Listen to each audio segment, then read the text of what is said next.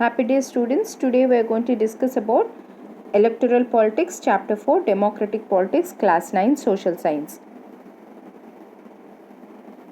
The first question that comes to us when we talk about election or electoral politics is, why do we need elections? Elections take place regularly in any democracy. There are more than 100 countries in the world in which elections take place to choose people's representatives. The mechanism by which people can choose their representatives is called as elections. In an elections, the voters can make many choices. They can choose the right representatives based upon the policies and programs they have declared during the campaign process. They can choose the party. They can choose who will form the government and who will take major decisions on their behalf and run the representative form of government. What makes election democratic? Minimum conditions for any elections to be called as a democratic elections are: everyone should be able to choose their own representatives. Parties and candidates should be free to contest in elections. Elections must be held regularly. The candidates preferred by the people should get elected. Elections should be conducted in a free and fair manner. Political competition. You know that in India we have a multi-party system. That is, there is a possibility of any party out of the so many parties that are present to win in the election. Therefore, there is always a competition between the political parties to win the elections. It has got its merits as well as demerits. The merits and demerits are enlisted here. The demerits are, in the name of party politics, many unwanted practices are followed. It creates a sense of disunities. Long-term and sensible policies cannot be formulated, and good people do not enter politics. And merits are, elections are good because they force the ruling party to perform well because of the competition. It forces parties and leaders to perform, to compete. Political competition may cause divisions and some ugliness, but it finally helps to force political parties and leaders to serve the people in the right manner. Let us understand our election system. First, a voters list is compiled, then the election date is announced. The country is divided into different constituencies for the purpose of election. There are separate constituencies for centre as well as state legislature. The voters have to elect one representative for Lok Sabha from each constituency. Lok Sabha has 543 constituencies called the members of the parliament. The constituencies are formed on the basis of population. Similarly, each state is divided into constituencies, and a specific number of members called the members of legislative assembly, that is MLAs, are elected. Sometimes the constituencies are called as seats. The dates of general elections are announced. Each party declares its manifesto, that is its policies and programs, and prepares a list of nominations. Electoral constituency. India is divided into different areas for the purpose of election. The areas are called electoral constituencies. The voters who live in an area elect one representative. For Lok Sabha, India is divided into 543 constituencies. The representatives elected from each constituency is called as MP or Member of Parliament. Each state is further divided into specific number of assembly constituencies. In this case, the elected representative is called the MLA or Member of Legislative Assembly. The same principle applies for panchayat and municipal elections also. Each village or town is divided into several wards that are like constituencies. Each ward elects one member of the village or the urban local body. Sometimes these constituencies are counted as seats, for each constituency represents one seat in the assembly. Now this is just summarizing the difference between MLA and MP. Now let us see, what do you mean by reserved constituencies. Some constituencies are reserved for people who belong to scheduled caste and scheduled tribes. In Lok Sabha, 84 seats are reserved for scheduled caste and 47 for scheduled tribes.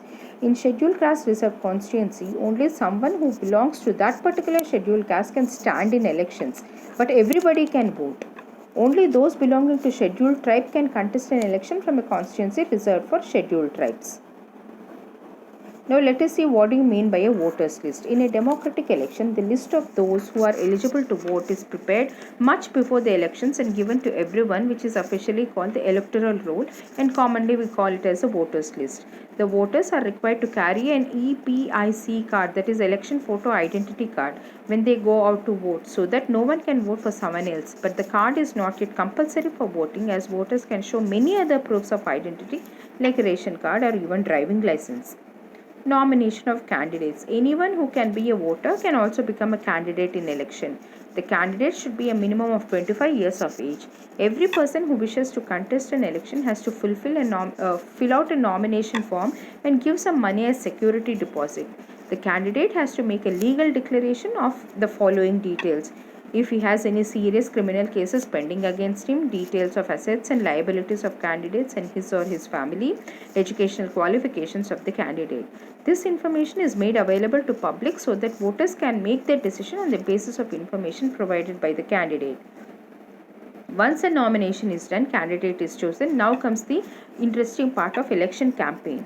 The election campaigns are conducted to have a free and open discussion about who is better representative and in turn which party will make a better government. In India, election campaigns take place for a 2-week period between announcement of the final list of candidates and the date of polling, just for 2 weeks. During this period, the candidate contacts their voters, political leaders address elections meeting, and political parties mobilize their supporters. Some of the successful slogans by different political parties are like Save Democracy, Land to the Tiller, Protect the Self-Respect of the Telugus. According to Indian election law, no party or candidate can do the following thing: bribe or threaten voters, appeal to them in the name of caste or religion, use government resources for election campaigns, spend more than 25 lakhs in a constituency for Lok Sabha elections or 10 lakhs in a constituency in an assembly election. If any political party does so, their election can be rejected by the court. In addition to the law, all the political parties in a country have agreed to a model code of conduct for election campaign. According to this model code of conduct, no party or candidate can use any place of worship for election propaganda, use government vehicles, aircrafts, and officials for elections. Once elections are announced, ministers shall not lay foundation stones of any projects, take any big policy decisions, or make any promises of providing public facilities. Now, once all this is done, now comes the polling and the counting of votes. The day when the voters cast or poll their vote is called the election date. The voting is done in the following manner. Every person whose name is in the voter list can go to the nearby polling booth. Once the voter goes to the booth, the election officials identify her, put a mark on the finger, and allow that person to cast the vote. An agent of each candidate is allowed to sit inside the polling booth and ensure that the voting takes place in a fair way. A ballot paper is a sheet of paper on which the names of contesting candidates along with party names and symbols are listed. The ballot paper was used earlier. Nowadays, electronic voting machines, which we call the EVM, are used to record votes. The machine shows the names of the candidates and the party symbols. The voter has to press the button against the name of the candidate she wants to give. Once the polling is over, all the EVMs are sealed and taken to a secure place. A few days later, all the EVMs are opened and the votes secured by each candidate are counted. The candidate who secures highest number of votes from a constituency is declared elected. This is a process of election in the form of a diagram. What makes elections in India democratic? Indian Election Commission. In India, elections are conducted by an election commission. The chief election commissioner is appointed by President of India. Election commissioner is independent and has a wide range of powers, which are: election commissioner takes decisions on every aspect of conduct and control of elections, from announcement of elections to declaration of results. It implements the code of conduct and punishes any candidate or party that violates it. During the election period, the EC can order the government to follow some guidelines to prevent the use and misuse of government power to enhance its chance to win elections.